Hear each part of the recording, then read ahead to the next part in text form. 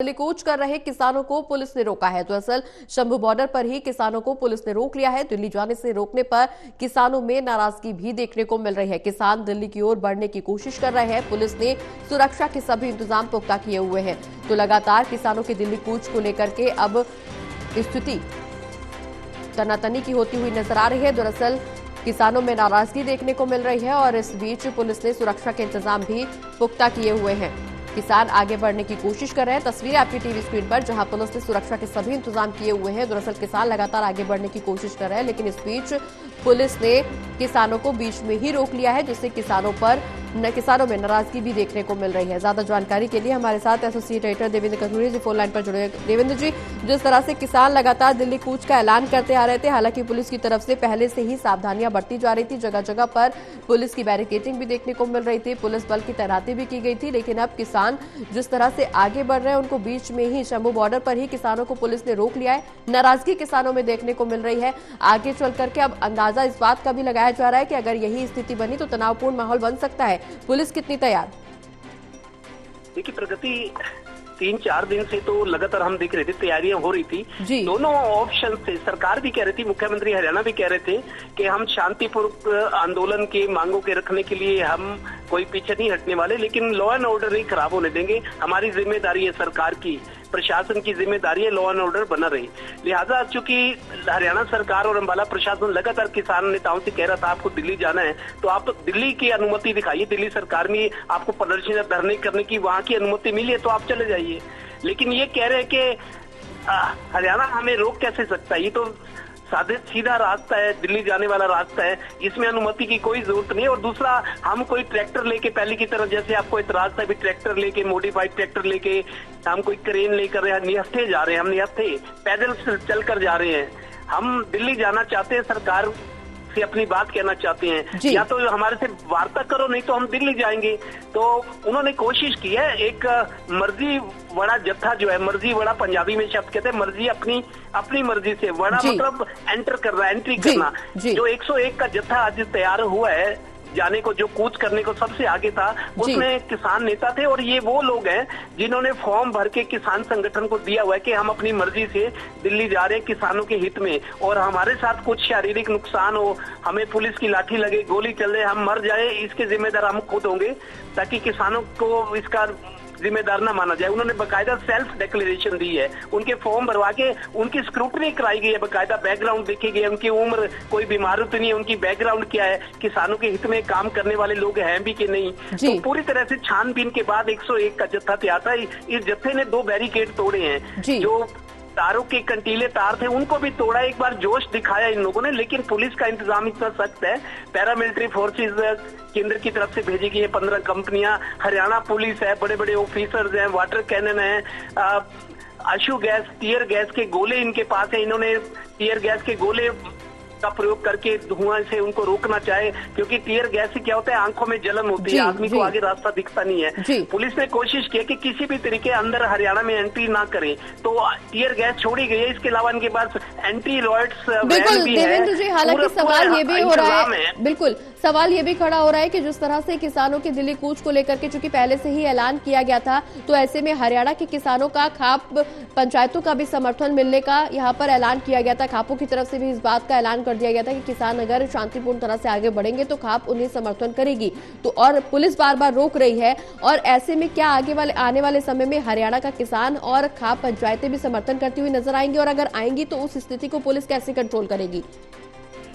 देखिए प्रगति, 3.5 साल पहले हम याद करें, ऐसे ही किसान पहले ट्रैक्टरों के काफिले लेकर चलते, ट्रैक्टर ट्रॉलियों में सवार थे, ट्रैक्टर के ऊपर बैठे हुए थे, साजो सामान राशन लेके गए थे, साबुन, तेल और किराने का सामान, राशन, गेहूं, आटा सब लेकर गए थे। तो पहले तो चले गए थे 3.5 साल पहले, लेकिन उस वक्त क्या था, जैसे दूध है, सब्जी है, अंडे है, या खाने की चीज है, लंगर है, वो इनको हरियाणा के किसानों ने मुहैया कराया था। जब पंजाब के किसान बॉर्डर क्रॉस करके हरियाणा में एंटर कर चुके थे, तब पंजाब के किसान की सड़कों पर आए थे। जो अलग अलग संगठन है, भारतीय किसान यूनियन है, उनके 4 अलग अलग फैक्शन है, अलग अलग खेमे हैं, लेकिन सभी सड़कों पर आए थे। उन्होंने स्वागत भी किया था, समर्थन भी किया था और खाने पीने के इंतजाम सोनीपत सिंघू बॉर्डर पे जहाँ किसानों ने डेरा डाला था, टेंटों में रहे थे, महिलाएं भी थी उनमें। तो सुबह सुबह राशन, खेतों से सब्जियां तोड़ कर लाना, दूध लाना, लंगर तैयार। जो गुरुद्वारे थे हरियाणा के गुरुद्वारों ने और हरियाणा के किसानों ने उनकी खाने पीने की, सोने की, आराम करने की जरूरियात पूरी की थी। अब इनका कहना है कि हम खाली हाथ जा रहे हैं, ना हमारे पास हथियार है, ना ट्रैक्टर है, ना कोई गाड़ी है, हमें खाली हाथ जा रहे हैं, हमने पहले से बोला हुआ था। तो ये किसानों ने कोशिश की, लेकिन फिलहाल पुलिस ने उनको रोका हुआ है। लेकिन जिस तरीके की स्थिति बनी हुई है, किसान वापस जाने को तैयार नहीं और पुलिस एंटर नहीं होने देगी, वो अनुमति मांग रहे हैं। और धारा 163 लगाई गई है। 163 में ये होता है कि आप हमारे क्षेत्र में, अंबाला में या हरियाणा में बिना किसी परमिशन के आप ना धरना प्रदर्शन नहीं कर सकते, ना नारे लगा सकते, इस तरह की निषेध होता है। तो परमिशन है नहीं। ये कहते हैं कि हमने दिल्ली जाना है। जिस तरीके के हालात दोनों तरफ से हैं, किसान खेतों में भी इकट्ठा हो रहे हैं। उधर खनौरी बॉर्डर का असर ये है कि शंभू बॉर्डर के किसानों को रोका हुआ है। तो खनौरी बॉर्डर जहां ये कहा गया था कि यहाँ सिर्फ अनशन चलेगा हमारे किसान नेताओं का, जिसमें जगजीत सिंह डल्लेवाला है, एंट्री जो होगी, कोच जो होगा वो शंभू बॉर्डर से। अब शंभू बॉर्डर पर रोका हुआ है पुलिस ने। तो खनौरी बॉर्डर वाले भी, वहां भी थोड़ा गर्मा गर्मी नजर आ रही है, वहां भी तैयारी चल रही है। और वहां पुलिस फोर्स, आंसू गैस के गोले, पुलिस भी तैयार हो गई है। बॉर्डर पर भी हलचल बढ़ती हुई नजर आ रही है। बिल्कुल, देखिए खनौरी बॉर्डर से अब एंट्री हो सकती है। शंभू बॉर्डर पे क्योंकि काफी पुलिस ने रोका है, लेकिन खनौरी बॉर्डर पर भी तैयार होने हैं। उधर एक और जींद पटियाला, जींद की तरफ से एंट्री हो सकती है हरियाणा में। एक सिरसा और फतेहाबाद की तरफ, डबोवाली की तरफ से 4-5 रास्ते हैं हरियाणा में एंट्री के। लेकिन पुलिस सभी जगह है। 15 कंपनियां पैरामिलिट्री फोर्सेज पहुंची हुई हैं। उन सीआरपीएफ है, बीएसएफ है, हरियाणा पुलिस है, बड़े बड़े अधिकारी, आईजी लेवल के लोग मौके पर मौजूद है, किसी भी स्थिति से निपटने को, इंस्ट्रक्शन जारी करने को, ताकि तुरंत एक्शन हो। रोडवेज की बसें खड़ी की गई हैं और उसके अलावा पुलिस की गाड़ियां हैं, मान लो उनकी गिरफ्तारी। बिल्कुल देवेंद्र जी, लेकिन ऐसे में अब सवाल ये भी खड़ा हो रहा है कि पुलिस की तरफ से कड़े इंतजाम किए जा रहे हैं। जी बिल्कुल, सवाल ये भी है कि पुलिस की तरफ से सख्त इंतजाम किए जा रहे हैं, जगह जगह पे बैरिकेडिंग लगाई जा रही है। किसानों को आगे बढ़ने से रोकने के लिए पुलिस पूरी तरह से कटिबद्ध नजर आ रही है, पूरे निष्पक्ष प्रयास किए जा रहे हैं। लेकिन किसानों ने भी ये साफ कर दिया है कि वो दिल्ली कूच करके रहेंगे, लगातार आगे बढ़ रहे हैं। जोश भी दिखाई दे रहा है, रोष भी दिखाई दे रहा है रोके जाने को लेकर के। लेकिन अब आगे की स्थिति क्या बनेगी, क्योंकि जिस तरीके की तस्वीरें अभी निकल करके सामने आ रही हैं, उससे कहीं ना कहीं गतिरोध का संशय पैदा हो रहा है। अगर गतिरोध की स्थिति बनेगी तो आगे सरकार पर दबाव बढ़ेगा। ऐसे में सरकार का अगला कदम क्या कुछ होने वाला है, प्रशासन अगला कदम क्या कुछ उठा सकता है? देखिए प्रगति, अभी हमने देखा है किसान कुछ खेतों में पहुंच गए हैं, खेतों में पहुंच गए। और सरवन सिंह पंधेर जो किसान मजदूर संघर्ष समिति के अध्यक्ष है, उनका ये कहना है कि हमें जाने दीजिए। वो गुहार लगा रहे कि हमें अपनी बात कहने दीजिए, हम दिल्ली जाना चाहते हैं, हमें जाने दीजिए, या फिर हमसे बात कीजिए। वो सीधी सीधी कह रही है, तो बात करो या हमें जाने दो।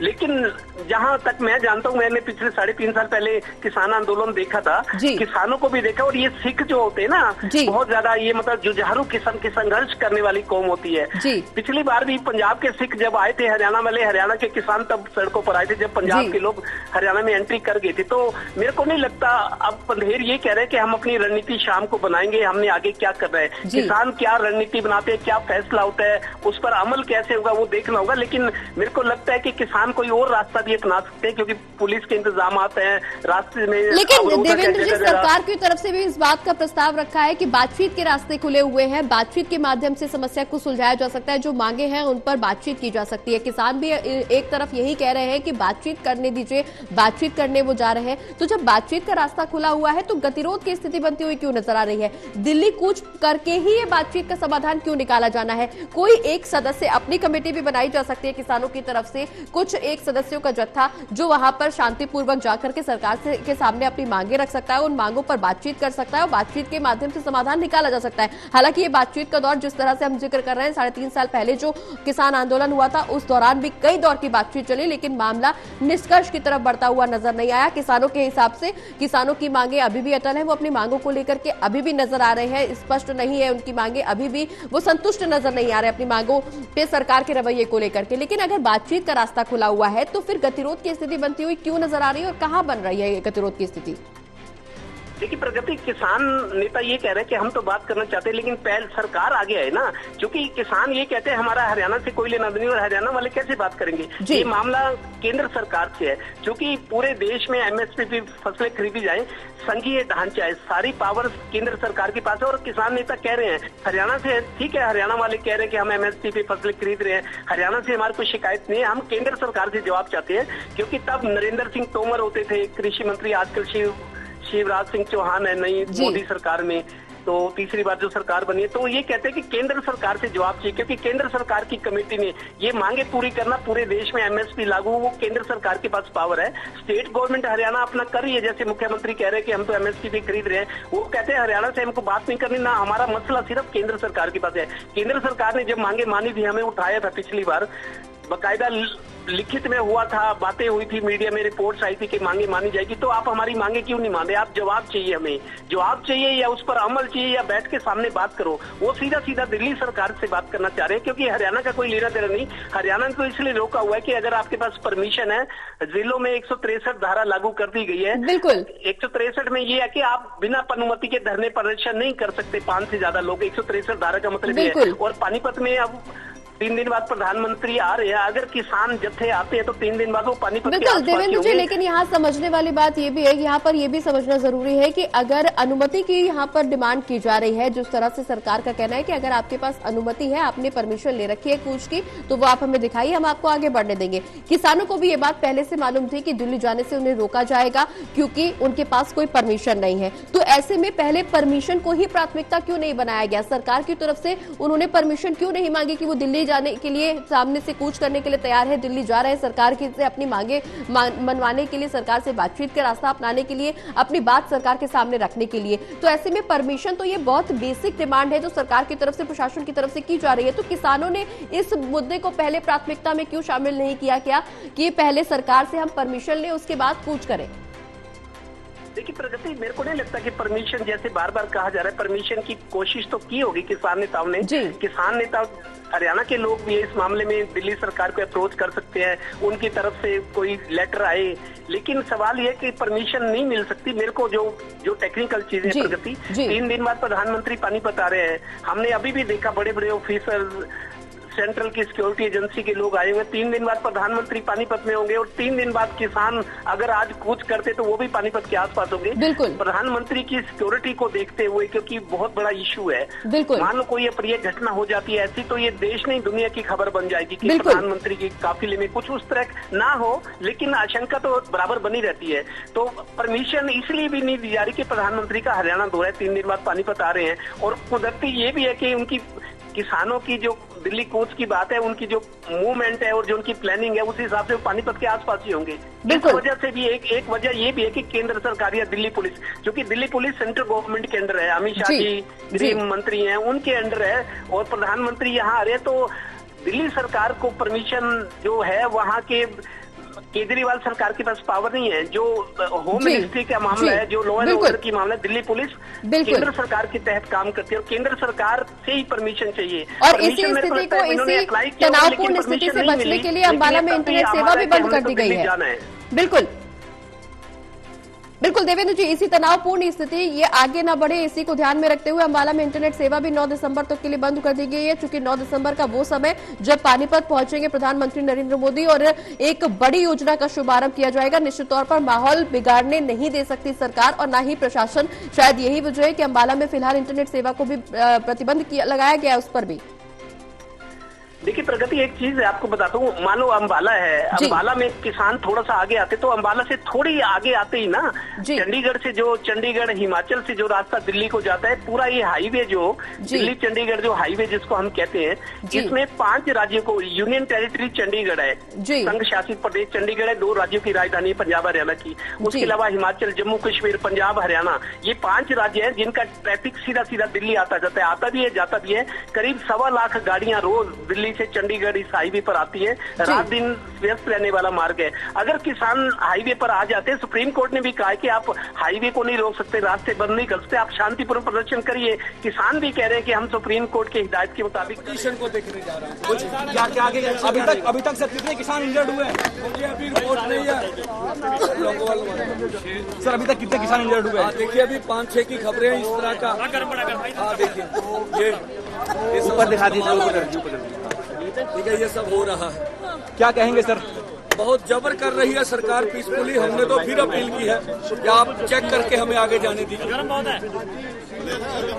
आगे क्या करेंगे? अभी जारी क्या करेंगे? अभी करते हैं, सारी सिचुएशन पे हम निगाह रख रहे हैं। हम तो आज भी आपको अपील करते हैं, एसपी अम्बाला को भी मैंने बोला है, अब चेक कर लो, या बातचीत से मसले का हल करो या पीसफुली हमें आगे जाने दो।